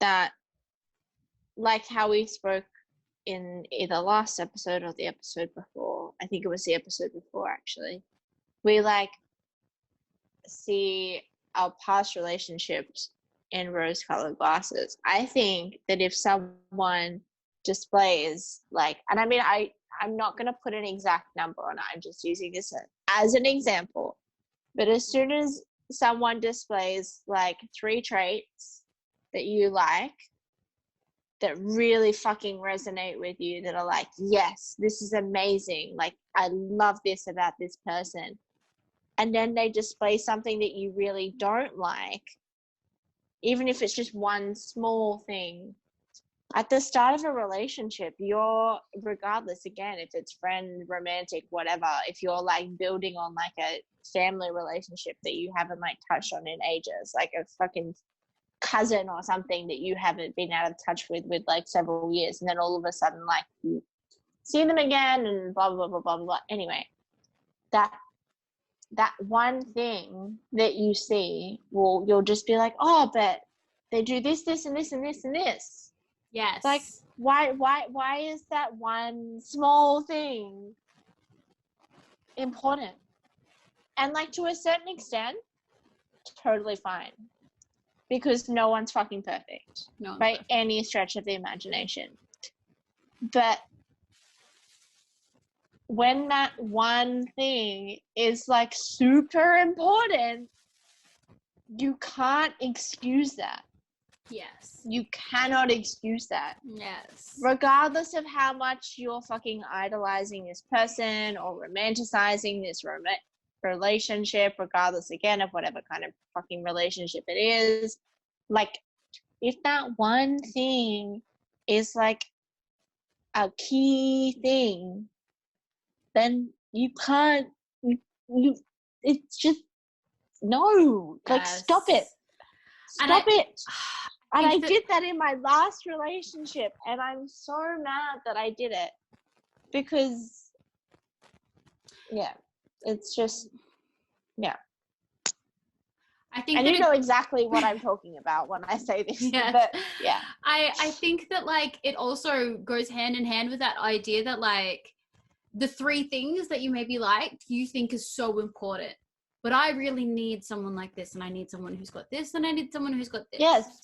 And then then when you add in that 4th thing that is bad, it's just like, well, yeah. At the start, that doesn't matter. But after like 3 months, 6 months, a year, that one thing that's bad is going to bring up a whole lot of other things that are not so great. And then it's going to be a whole fucking situation that you shouldn't deal with, that you shouldn't have to deal with. Sorry, my battery's slow. My battery's low, it's fine. It's fine. It's fine. Do I need to plug it in? We'll see. I think it also goes with that idea that like once you make an exception, you make that first exception, you have started practicing making the exception. Hello? You know? Can you hear me? Yeah. Wait, stop talking. Stop talking. Don't talk. Yeah. Luna is so beautiful. I'm so all of you. You're beautiful. Can you hear me? Can you hear me? No, not really. Hang on. Can you hear me now? I can hear you. Can you hear me now? I can hardly hear you. Why is this not working? Sorry, I'm trying to like do too many things at once. Is there a volume thing on this? Oh, there we go. Hey, can you hear me? You hear me? Yeah. All right, cool. So, as I was saying, if you're ready for me to go on. Yes, sorry, I just needed to reassemble my ring light so you couldn't see my under eyes. So once you make the exception for one thing, you're in the practice of it. And because those other 3 things are so important, those other 2 little things, they become 3 tiny little things. They somehow, instead of just being like, oh, and they're just really weird when and like aggressive when they're drunk. And I'm using completely fake examples. I don't want any of my exes thinking this actually relates to them. Oh, they're just really, they're drunk. Oh, and then they're the kind of boyfriend that doesn't like to say I love you much. They're just not that kind of person that says that. And then they do this and then they do that. And then it all just conglomerates into one like, oh, but he or she is just not that kind of person. You know? But they've still got those 3 fucking things. that for some reason, but like it just, and then that's what I mean. Like you were saying, the one thing brings up all the things, but along the way, we just kind of conglomerate them all into this one thing of like, but they're just not like that. Like, then why are you with them if they're not like that? And all these things that like you don't like about them, when there are like millions of fucking people out there that could like do all of that shit, plus the three things, plus the three fucking things. They'll do it. They're out there. I love how it's like 3 things is just an example, but now you're like 3 things. I love the number 3. 3 is my favorite number, so I'm hanging on to the example. I really don't like 3 as a number, but when it comes to like giving examples, I like the number 3.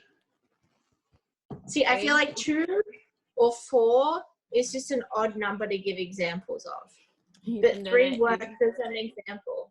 Yeah. But for everything else, it's got to be an even number. Yeah, true.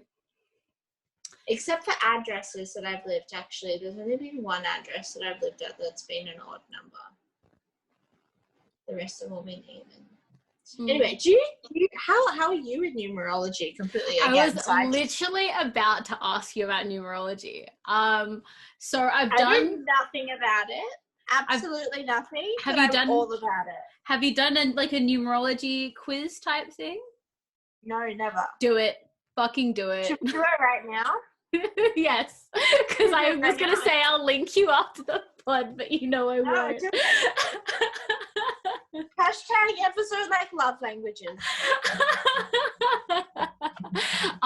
But also like numerology is a thing, and then like obviously seeing repeated numbers.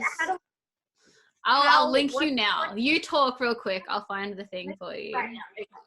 So basically, yeah, this is going to be like another love languages episode. You're so welcome for us doing online quizzes, like whilst we talk about nothing. Well, I mean, I guess we're talking about things. We're actually talking about real shit. Like, but again, we're not an advice. We talked about a lot of real shit for a sec, you know? Yeah. But then we're going to take it down a notch for a hot minute and talk about some numbers shit. And I don't even like numbers. Like, honestly, I really don't. I'm not a number gal. Definitely I'm into not. it. I like it.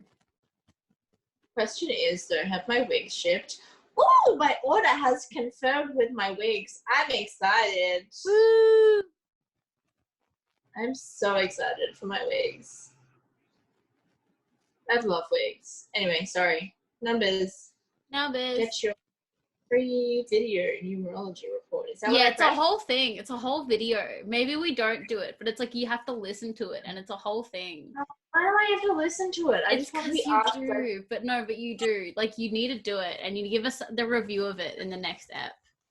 Because there is no way. It's so long, and it's great. It's great. You know, I'm going to forget about it until, like, literally the next time that we film an episode. Then I'll make you do it before the episode. I'll watch you do it. But you know what? They don't need to watch you do it because it's long. So next time we do an episode, can you, like, tell me to be ready at, like, 7:30? And so then by, like, 9, we'll actually be able to film something. Done. Can do. Because otherwise, it's just going to take too long. But I'm excited for my wigs again. I know that I literally just said this, but I can't wait. Yeah. I love having new hair. I love new hair. Love it, love it, love it. Anyway. What are we talking about? Toxic cycles. Yeah, that's what we were talking about. Yeah, if you have anything to add about them. I feel like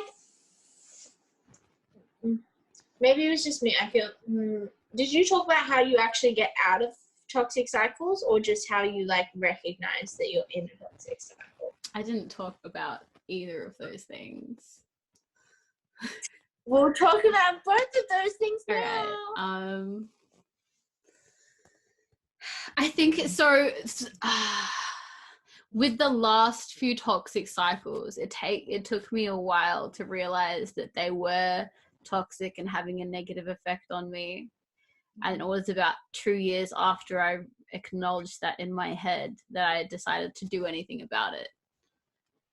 And honestly, like, my thing is that, like, I just listen to the universe until it's literally, like, it was telling me for 2 solid years, this is not where you're supposed to be. This is not where you're supposed to be. Until there was a time where it was like, all right, time's up now. We've literally, like, I was watching a tarot reading about how, like, the universe will throw a pebble at you as a sign. If you don't acknowledge it, it'll throw a rock. And then if you don't acknowledge it, it'll throw a brick. And if you don't acknowledge it, the whole fucking tower will come tumbling down on you. Is that why you get the tower so much? That's why. That's me and the tower are fucking best friends. I'm so ready for, like, any imminent change. I'm just so about it now. It's actually been the most positive thing in my life. So me and the tower are good.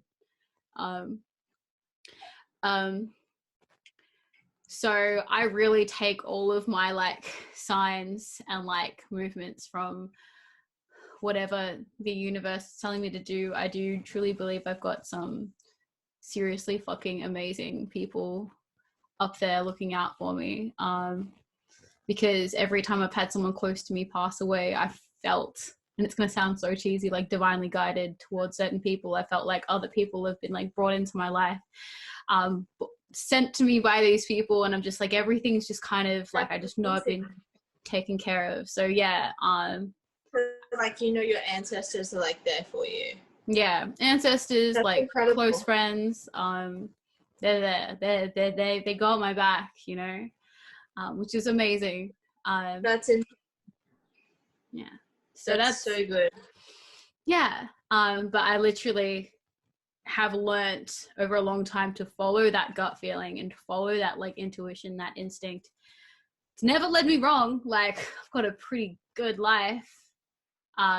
So it's just kind of set things up so that I'm in a safe environment, but in an environment where I can still grow and flourish, and I'm still pushing myself, surrounding me with good people, and acknowledge when I need to leave certain situations. I think that's it. I just get this overwhelming feeling like this needs to stop now.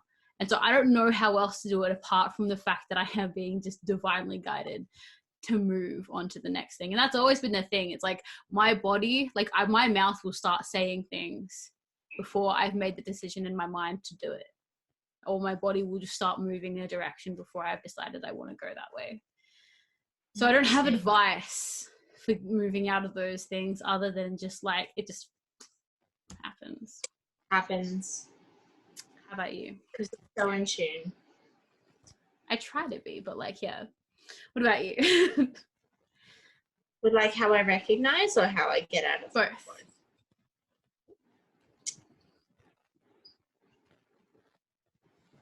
I guess, again, to me, it's different because I've got a lot of other shit going on in my head. So, like, I 100% absolutely have intuition, maybe gut feeling. Like, I have that feeling about a lot of things, but because of this other chemical thing that I've got in my brain, it's hard for me to distinguish the difference between the two.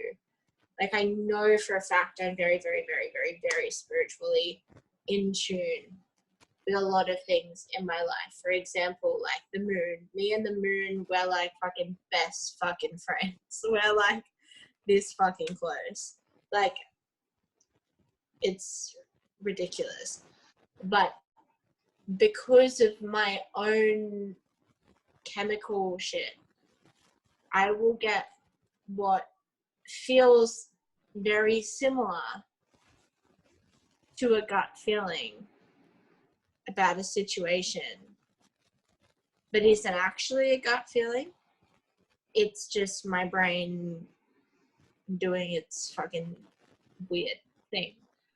And I guess again, it goes the same way. Like, I'll be like, oh, my brain's just doing this. Like, this is actually, like, a really awesome thing that's happening in my life. And then, like, a week later, a month later, I'll be like, well, fuck, I read that completely fucking wrong. Like, it was actually the complete opposite way. And, like, that's happened a lot. And, like, that's, like, it's not great to experience that, but it's life. It happens. You kind of have to live and learn through it at the end of the day. Like, I'm definitely, again, still in a process of figuring out how to get myself out of situations like that. But I think something that has helped me a lot is actually figuring out what my core values are for myself. A lot of people by my age, maybe a little bit younger even, would know what their core values are, and I still think that I'm figuring out a lot of them, because I think there's more than one. But one of them for me is definitely my independence. And as soon as someone, like, I need to feel like I can provide, not necessarily do everything for myself, but I need to feel like I can provide for myself at the end of the day.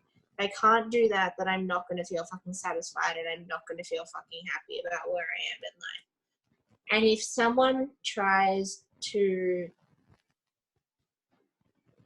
get all up in my space about that and be like, oh, like, doing things for someone is different than being dependent on someone, I feel. Mm-hmm. And when someone is trying, and again, it's a fine line, but because I've experienced both, but when someone else is trying to make you dependent on them, regardless of whether they realize it or not, like, I hate that. I really fucking hate that. Like, if I've told you before that I don't want you to do X, Y, and Z for me, then don't fucking do X, Y, and Z for me. If I have explicitly said that to you, then don't fucking do it. Yeah. If you do it once every now and then, that's a mistake. That's an accident. Shit happens. Life happens. I make mistakes. You make mistakes. We all fucking make mistakes. But if you are repeatedly asking me the same thing over and over and over and over and over and over and over and over and over and over and over and over again, when I've said explicitly on multiple occasions, I do not want that. I do not want your help with that. I do not need that. Thank you so much for that, but no thank you. Don't fucking ask me again. At the end of the day, like, it's not that fucking hard, I feel. So you've just got to, you've just got to have that, I guess, awareness of yourself in terms of what you want. Some people say that it's self-worth. I don't think that that's the case, because my self-worth is like fucking negative. You've just got to be... I'm working on it. Don't give me that look. I know. We're all on our journey. But you've just got to have that, like... be in touch, in tune with that part of yourself. Even if it's not like every single inner part of yourself, but you just kind of have to know at least like one or two key things about yourself that are really fucking important to you. And if you know those two key things, then cool, awesome. Make sure you fucking stick by those things. But then again, having said that, if they change later, that is also fine. Yes. Because you're a human being and you're evolving. You're all fucking evolving. You're not going to be the same person you were at 16 as you are at 20, as you are at 26, as you are at fucking 36 or onwards. Like, you're on your journey. You change the whole time. Like, it's not normal to have the same thing in your life always. One, it's fucking boring. Like, and two, like, you need to be challenged. You need to, like, up your game, as I said, evolve. And, like, if you have the same thing in your life, as good as that feels maybe for a period of time, like, you're not actually, challenging yourself, evolving. Like, and what's the point of life if you're not doing that? Yes. Maybe, changing. Maybe that's, yeah, exactly. Maybe power moments. Yes. I'm about it. I think that, like, I really like that idea of it's not necessarily, and it doesn't, you don't have to always see it as self-worth, but like self-realization of who you are, what you need, and setting boundaries around that. But like, absolutely, being okay with those boundaries, being flexible. Like, it's not fixed, but this is what I need right now. And maybe one day I'll change my mind about it. Maybe one day I won't, but this is where I'm at, and I'm going to set boundaries for myself. Absolutely. It's so important to do. Maybe one day you want to dick up your ass. Maybe one day you want to dick in your mouth. I don't fucking know. But it's up to you. You make the decision. If you want a fucking vagina in your mouth, fucking get go up for in it. it. If you want a it. vagina in your mouth, a dick in your ass, like, whatever you want to do. Cheesy totally orgy party. Yes. That's what we're talking about, yeah. I love how this, like, entire episode has made me seem like some fucking kind of sexual deviant. But Are you not? Actually... Are you not, though? But is it wrong? But are we wrong? There's nothing wrong with that. But I'm actually lean not, into like, it. I'm not. I'm leaning into it, but it's not. It doesn't like, that's not your identifier. It's not who you are. Like, I'm not defined by my lust. God. Exactly. Put me in the fucking bin, please. No, never.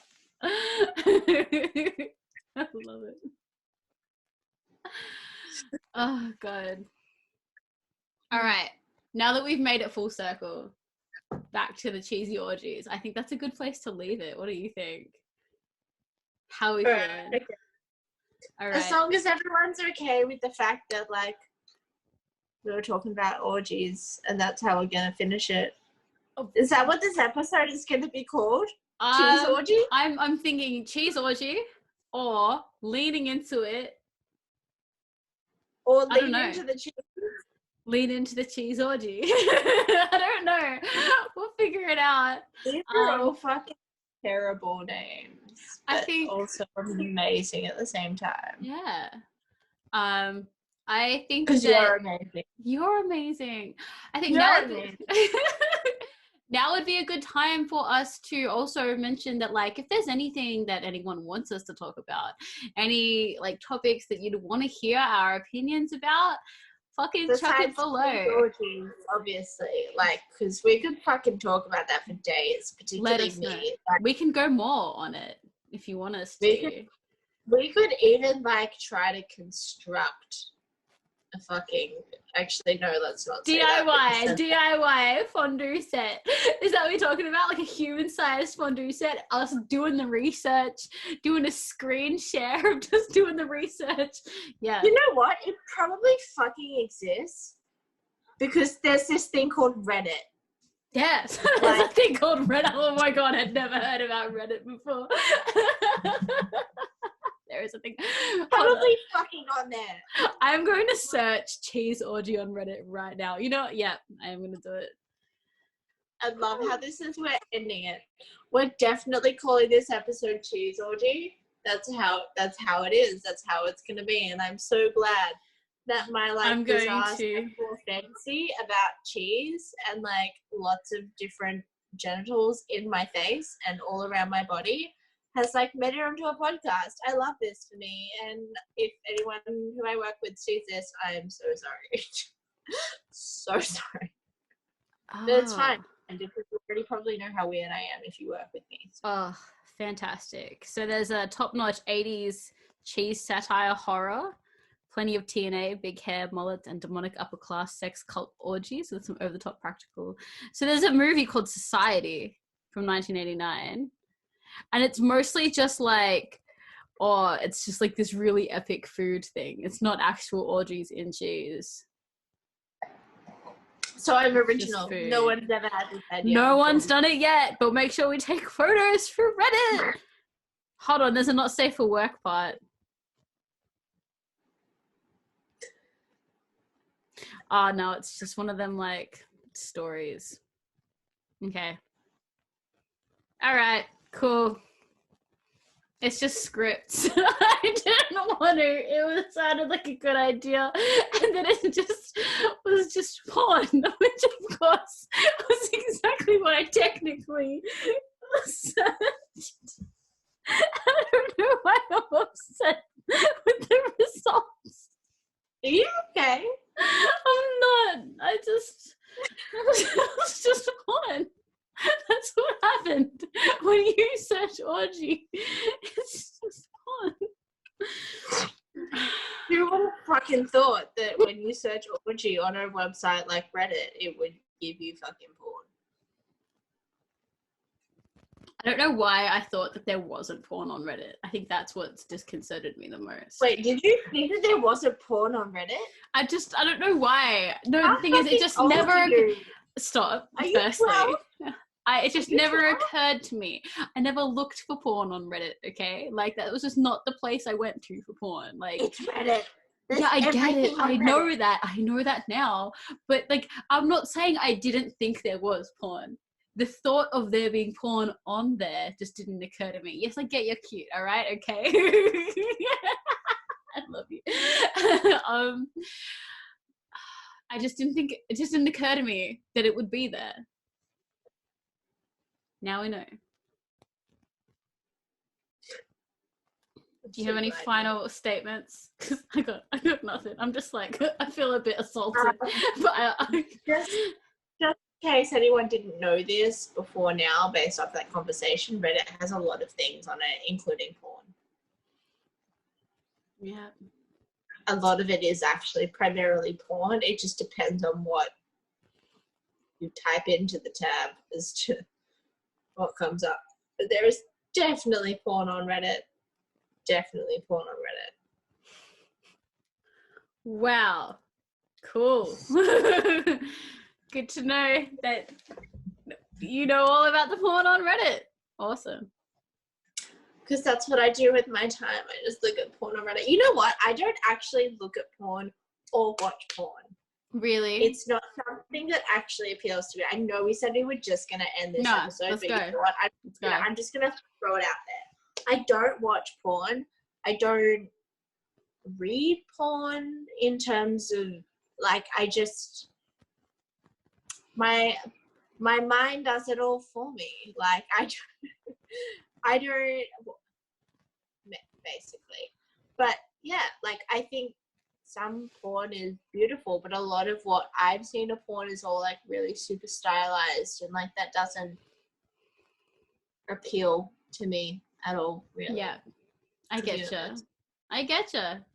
I think that I don't do it a lot. Like, I don't watch porn a lot because for the most part I can conjure it in my head. But that's not to say that I won't on occasion if I'm struggling to do that with my own mind. I want to accelerate the process a little bit. It is hard though, because I'm very, like, it doesn't really accelerate the process because I'm quite picky. I'm really picky. What do you watch when you watch porn? Do you watch girl and guy? I'm literally not I'm not comfortable with myself to even delve into that conversation with you. Oh, sorry. Maybe it'll happen, but maybe it won't. Probably won't. Probably will happen more over, like, whatever. But it's really, really hard to find the girl to look the way I want her to. Because if the girl doesn't look like the aesthetic that I want. Yeah. Because the girl is always going to be like that skinny little, like, Yes. And if they act really badly, like, bitch, I don't believe it. It's like, no, I don't. No, fucking, like, I'm not. I literally can't. I can't. I just literally close the tab. Like, can't deal with your whiny fucking voice. So it's hard. It's just like, yeah. But now I'll go looking on Reddit. Like, have a sus. Fuck. All right. Cool. Are you gonna look at fanfic on Reddit? Because that's a lot of what's on Reddit. Definitely. Are you kidding me? Yes. How did I? That's literally what I'm gonna go do right now. All right. Well, we all know what Jan's gonna do for the rest of her evening. She's gonna have some really fucking great orgasms, and I'm gonna finish the rest of my. Does anyone remember #Butterball wine? Butterball, I remember that. I remember editing through that and being like, he's just so into you, Butterball. That's great. That's cool. I love Butterball, it. It's amazing. sponsor us, 10 out and of 10. Tanqueray, sponsor us. Oh, yes. If Tanqueray sponsored us, that is all I would drink for the rest of my life. Like, right. Honest to God. Fucking love that shit. Because right now, we are technically in the red to make the podcast. We're not making money, we're spending money on drinks. Like, it doesn't cost a lot to make this happen. Would you need to buy the drinks? But we would be all good. We wouldn't be in the red if we got sponsored, Tanqueray. I don't know if they... Or is Butterball actually Butterball, or is it Evans and Tate? Evans and Tate make Butterball. Sponsor us, please. They write us a letter to cease and desist using their name in our podcast. Why would they do that? We're such ladies. Honestly, we don't talk about anything explicit or anything. These orgies.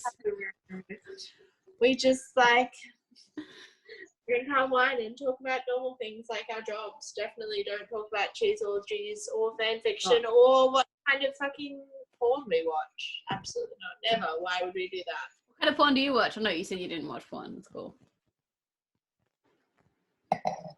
Well,